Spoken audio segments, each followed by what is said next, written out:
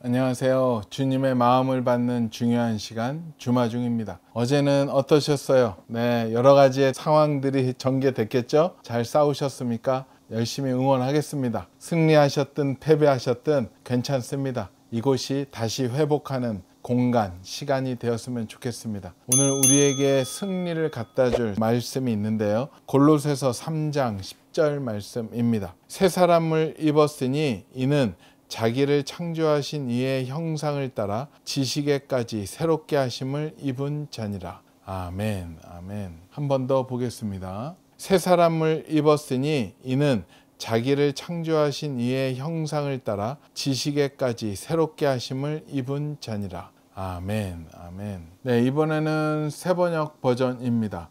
새 사람을 입으십시오. 이 새 사람은 자기를 창조하신 분의 형상을 따라 끊임없이 새로워져서 참 지식에 이르게 됩니다. 아멘.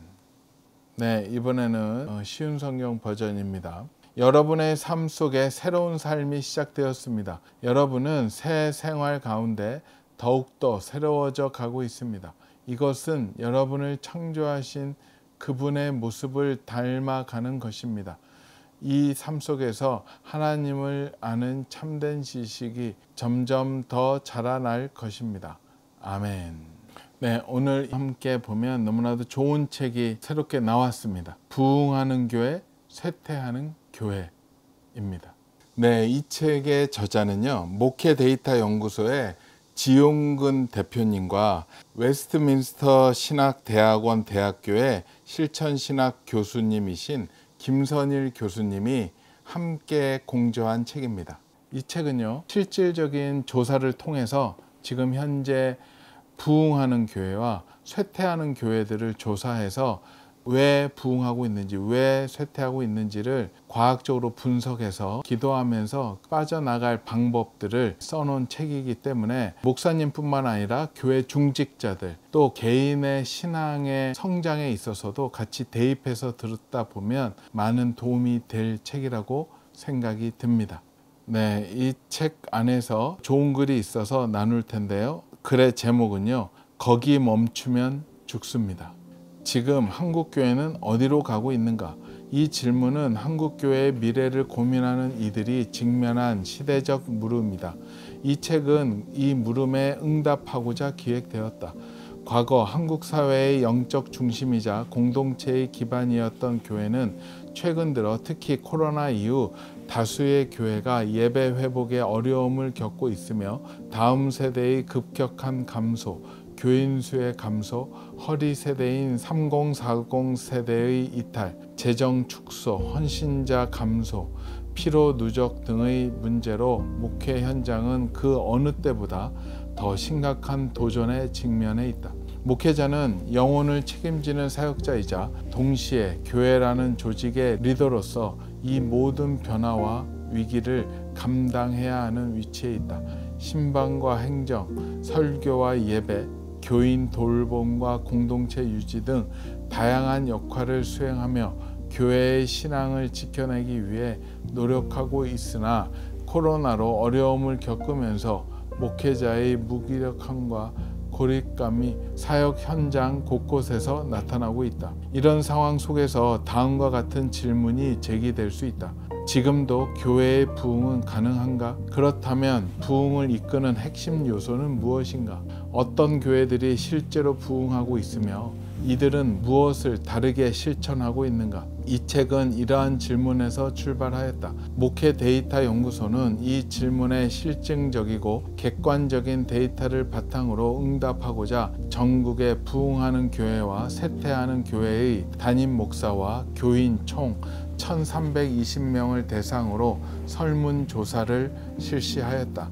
아울러 부흥하는 교회와 쇠퇴하는 교회 목회자들을 대상으로 개별 심층 인터뷰를 병행하며 진행하였다. 단순한 경험이나 감에 의한 개인적인 해석을 넘어 통계 데이터와 실제 목회 현장의 생생한 목소리를 기반으로 부흥하는 교회와 쇠퇴하는 교회의 실체를 입체적으로 조망해보고자 하였다. 조사 결과 부흥하는 교회에는 공통적으로 14가지 특징이 유기적으로 작동하고 있었다. 이 14가지 특징은 활동한 사역 참여, 미래 지향성, 대위임령에 대한 헌신, 소그룹과 돌봄의 공동체성 등 4가지 구조적인 기반 위에 세워져 있었다. 반면에 쇠퇴하는 교회에서는 책임 회피, 갈등, 영적 침체, 소통 단절 등 8가지 공통된 쇠퇴의 징후가 관찰되었다. 구체적으로 부흥하는 교회는 사역이 목회자 중심이 아닌 성도 참여형 구조로 운영되고 있었으며 소그룹이 실제 돌봄과 연결의 통로로 강하게 기능하고 있었다. 또한 봉사자, 세례자 수가 증가하고 특히 3040 세대와 다음 세대 수가 증가하는 특징이 뚜렷하게 보였다. 복음에 대한 인식이 명확하고 예배에 대한 기대와 몰입도가 높았으며 전 교회적으로 활기차고 긍정적인 분위기가 형성되어 있었다. 목회자는 통제적 리더보다는 신뢰받는 동반자로 인식되었고 교인들은 교회를 단지 출석하는 공간이 아닌 함께 세우는 공동체로 인식하고 있었다. 또 목회자, 교인 모두에게서 변화를 수용하고자 하는 매우 긍정적인 태도가 발견되었다. 반면에 쇠퇴하는 교회는 구조적 피로가 누적된 상태였다. 사역은 대부분 목회자에게 집중되어 있었고 교인들은 수동적인 참여자에 머물러 있었다. 소그룹이 활성화되지 못하고 대체로 멈춰 있었으며 다음 세대 사역도 축소되거나 중단된 경우가 많았다. 복음에 대한 관심과 선교적 시야 역시 약화된 모습이 나타났다. 공동체 내부에서는 갈등 또는 무관심이 만연했고 교회의 미래에 대한 기대보다는 체념이 관찰되는 경우가 많았다. 목회자, 성도 모두에게 변화에 대한 거부감이 관찰되었으며 전체적으로 조직은 존재하나 생명력은 약한 구조적 쇠퇴가 뚜렷했다. 이와 같이 이 책은 마치 사람이 건강검진을 위해 몸 전체를 스캔하듯이 한국교회의 현재 모습을 정확히 해부해서 부흥하는 교회와 쇠퇴하는 교회의 간극을 통계적으로 규명하는 데 그 초점을 두었다. 이를 통해 각 교회가 현재 어디에 위치해 있는지 점검하고 교회가 어디서부터 변해야 하는지 실질적인 도움을 주고자 하였다. 따라서 지금도 어떻게 해야 할지 몰라 답답함 가운데 있는 많은 목회자들에게 현재의 진단을 통한 해결 방안을 제시함으로써 우리 교회도 충분히 살아날 수 있다는 희망을 주고 싶었다. 어찌 보면 약간의 컨설팅 기능이 포함된 책이라고 할 수 있다. 지금은 회복보다 전환이 요구되는 시점이다. 단순히 코로나 이전 상태로 회귀하는 것이 아니라 새로운 사역, 문화, 리더십, 복음의 전달 방식을 모색해야 하는 시기이다. 교회는 본질에 충실하면서도 시대의 언어를 담아낼 수 있는 유연성을 갖춘 새로운 그릇으로 재정립되어야 한다. 부흥은 지금도 가능하다. 그것은 단지 수적 증가가 아닌 복음이 온전히 선포되고 제자가 양육되며 공동체가 살아 움직이고 다음 세대가 하나님 나라의 비전을 품고 자라나는 과정이다. 이 시작은 목회자와 교회 리더들의 변화지향적 태도에서 출발한다. 이 책이 그러한 여정을 시작하는데 실질적인 안내서로 활용되기를 기대한다. 아멘. 네, 그래요. 이 책은 교회에 초점이 있지만 조금 시각만 달리한다면 교회 빼고 성도를 넣어도 말은 똑같이 이어지는 것 같아요.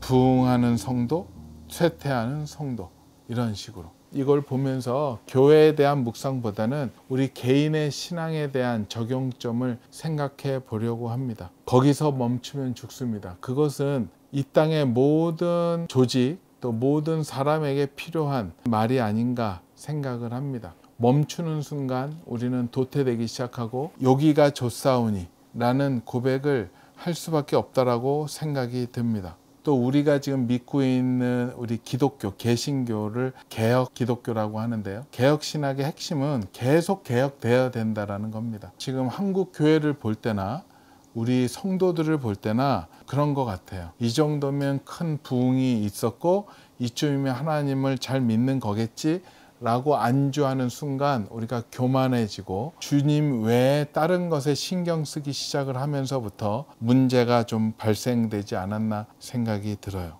주님은 항상 얘기하십니다. 너희는 다른 데 신경 쓰지 말고 나를 따르라. 이쯤이면 됐지는 없는 것 같아요. 왜냐하면 말씀을 누가 다 알겠습니까? 매번 볼 때마다 말씀이 새로워지고요. 기도할 때마다 기도 제목이 또다시 생각나고 주님 앞에 엎드려지고. 회개도 끝났습니까? 아니죠. 회개를 그렇게 했는데도 또 회개의 자리로 갈 수밖에 없는 우리임을 다시 한번 깨닫게 해주시는 것 같아요. 오늘 말씀에서처럼 우리는 새 사람을 입어야 된다는 것. 매일매일 하나님의 임재 안으로 들어가야 된다는 것. 그렇기 때문에 새롭게 부어주시는 성령님을 따라가야 된다고 생각을 합니다. 그때마다 성령님의 임재가 강력히 일어나고 성령님의 이끄심을 따라갈 때 기적이 일어난다고 생각을 합니다. 교계에 있다 보면 그런 모습들을 많이 봅니다. 많은 교회들이 부흥하려고 애를 써요. 몸부림을 칩니다. 그래서 다른 교회에서 부흥했었던 방법론을 쫓아가고 저쪽에도 참여하고 부흥 세미나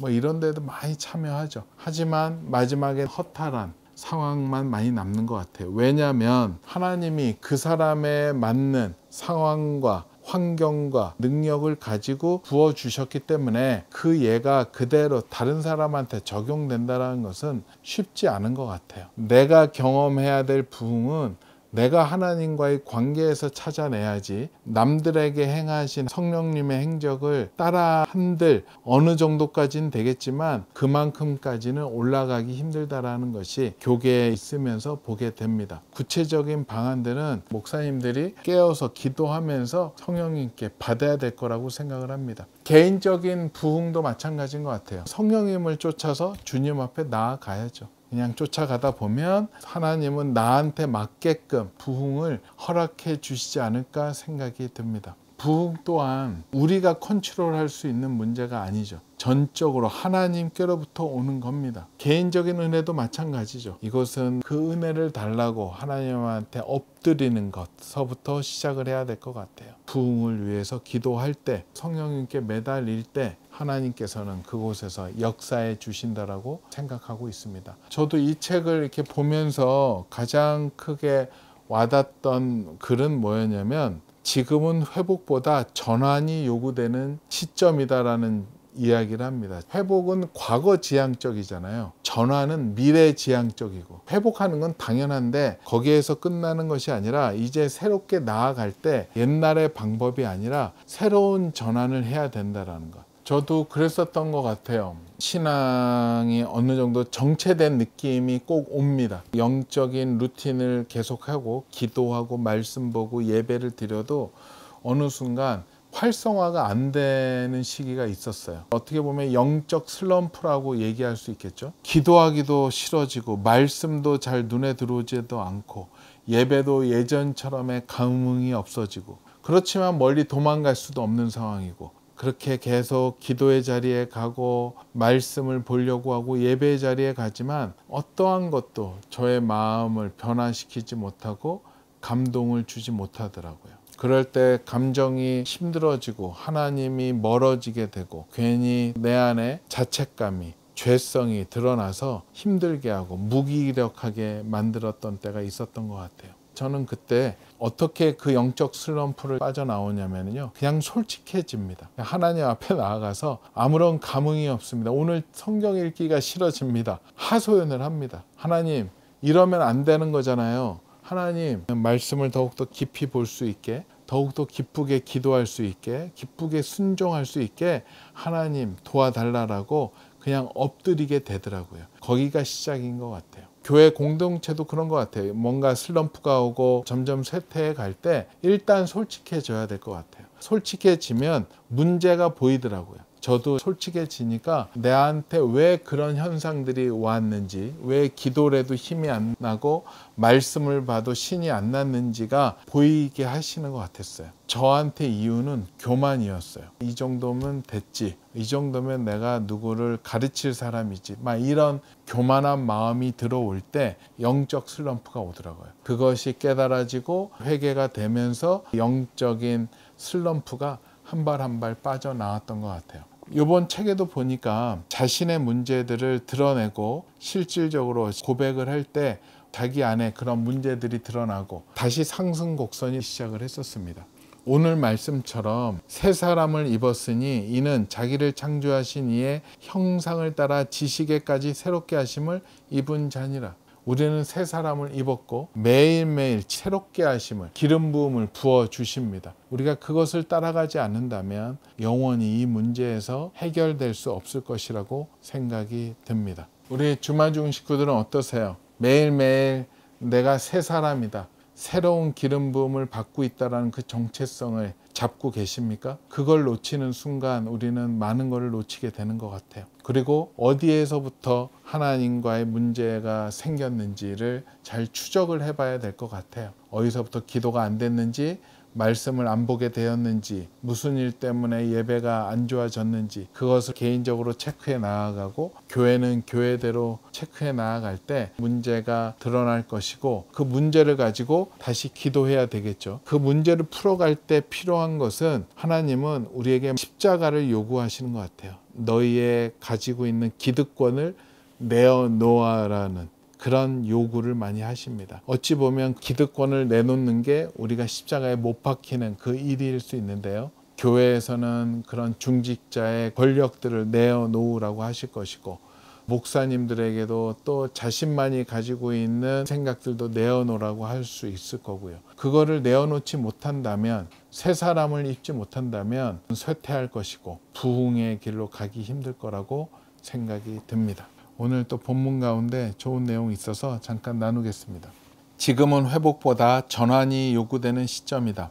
단순히 코로나 이전 상태로 회귀되는 것이 아니라 새로운 사역, 문화, 리더십, 복음의 전달 방식을 모색해야 하는 시기이다. 교회는 본질에 충실하면서도 시대의 언어를 담아낼 수 있는 유연성을 갖춘 새로운 그릇으로 재정립되어야 한다. 부흥은 지금도 가능하다. 그것은 단지 수적 증가가 아닌 복음이 온전히 선포되고 제자가 양육되며 공동체가 살아 움직이고 다음 세대가 하나님 나라의 비전을 품고 자라나는 과정이다. 그 시작은 목회자와 교회 리더들이 변화, 지향적 태도에서 출발한다. 아멘. 오늘 말씀 한 번 더 보겠습니다. 새 사람을 입었으니 이는 자기를 창조하신 이의 형상을 따라 지식에까지 새롭게 하심을 입은 자니라. 아멘. 아멘. 같이 기도하겠습니다. 주님 감사합니다. 주님 감사합니다. 이 어려운 가운데 또 저희와 함께하여 주심에 감사합니다. 하지만 요즘에 교회들이 많이 쇠퇴해 가고 있고 또 그거와 함께 우리 개인의 믿음 또한 무너져 가고 있습니다. 다시 교회가 부흥하는 교회로 바뀌어지고 우리의 믿음이 다시 믿음으로 단단히 서가는 믿음의 사람으로 바뀌어지는 우리가 되게 허락하여 주시옵소서.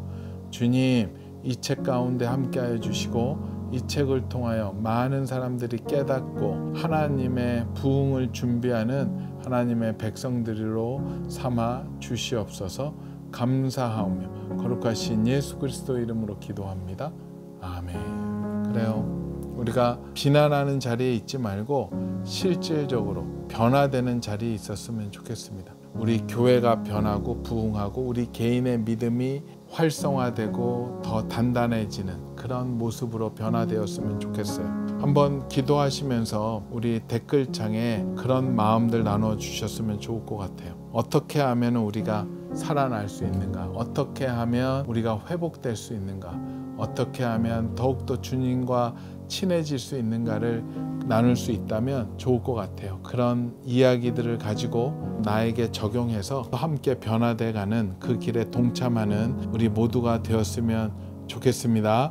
오늘도 블레싱.